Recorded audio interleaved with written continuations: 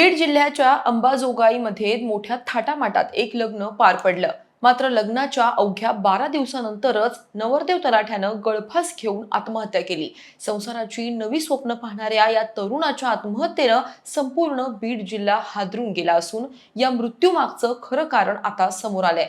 या आत्महत्येमागचं गूढ ऐकून कदाचित तुमचाही लग्न संस्था विशेषतः अरेंज मॅरेज वरचा विश्वास डगमगू शकतो. गणेश कोळी यांच्या सोबत असं काय झालं की त्यांना इतकं टोकाचं पाऊल उचलावं लागलं, हेच आज आपण या व्हिडिओतून जाणून घेणार आहोत. नमस्कार, मी अक्षता. आपण पाहत आहात Mumbai outlook.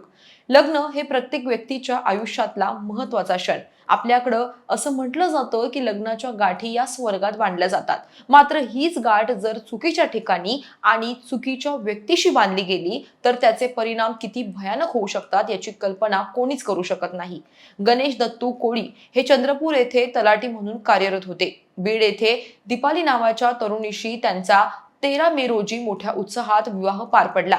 Deepali अंबाजोगाईच्या upper police अधीक्षक कार्यालयातील फॉरेन्सिक विभागात कंत्राटी तत्वावर कार्यरत होती. आपल्याला हवी तशी सुंदर उच्च शिक्षित बायको भेटल्यानं गणेश सुद्धा फार खुश होता. त्यानं आपल्या संसाराची अनेक स्वप्न रंगवली होती. मात्र लग्नाच्या काही दिवसातच त्याच्या स्वप्नांचा चुरा झाला. फिर्यादीनुसार विवाहानंतर कुलदैवताच्या दर्शनासाठी गेले असताना गणेशला पत्नी दीपालीच्या वागण्यात बदल दिसू लागले. ती सतत कोणाशी तरी फोनवर लपून बोलत असल्याचा संशय त्याला आला. दरम्यान घरातील सत्यनारायण पूजेनंतर पत्नीनं हे आपलं लग्न तिच्या इच्छेविरुद्ध झाल्याचं सांगत गणेश सोबत राहण्यास नकार दिला आणि ती अंबाजोगाई परत निघून गेली.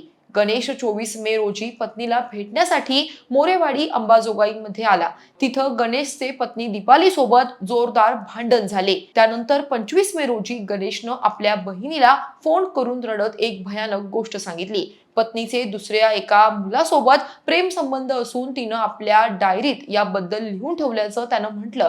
आपल्या पत्नीचे दुसऱ्या पुरुषासोबत अनैतिक संबंध असल्याचा धक्का गणेशला सहन झाला नाही. लग्न होऊन अवघे 12 दिवस उलटत नाही तोच त्यानं पत्नी ड्युटीवर गेल्यानंतर घरात एकटा असताना खोलीतील लोखंडी हुकाला दोरी बांधून खळफास घेत आत्महत्या केली. घटनेची माहिती मिळताच पोलिसांनी घटनास्थळी धाव घेत पंचनामा करून मृतदेह शवविच्छेदनासाठी शासकीय रुग्णालयात पाठवला. या घटनेच्या काही दिवसानंतरच या प्रकरणात नवा ट्विस्ट समोर आलाय. जेव्हा गणेश कोळी यांची आई सुनंदा दत्तू कोळी 4 जून रोजी अंबाजोगाई शहर पोलीस ठाण्यात पोलीस तक्रार दाखल करतात. पत्नीचे बाहेरील संबंध आणि मानसिक छळामुळेच मुलाने टोकाचे पाऊल उचलल्याचे आरोप गणेशची आई आपल्या तक्रारीत करते. पोलीस तपासात हे स्पष्ट होतं की 28 वर्षीय गणेशनं पत्नीच्या अनैतिक संबंधाला कंटाळूनच आत्महत्या केली आहे. बीडमधील हे प्रकरण आता सगळीकडे चर्चेचा विषय बनलाय. एका आईनं आपला मुलगाच नाही तर घरातला एक कर्ता पुरुष गमावलाय. गणेशचा इथपर्यंत पोहोचण्याचा प्रवास अत्यंत संघर्षाचा होता. तो 2021 मध्ये राज्य राखीव पोलीस बलात पोलीस शिपाई म्हणून भरती झाला होता.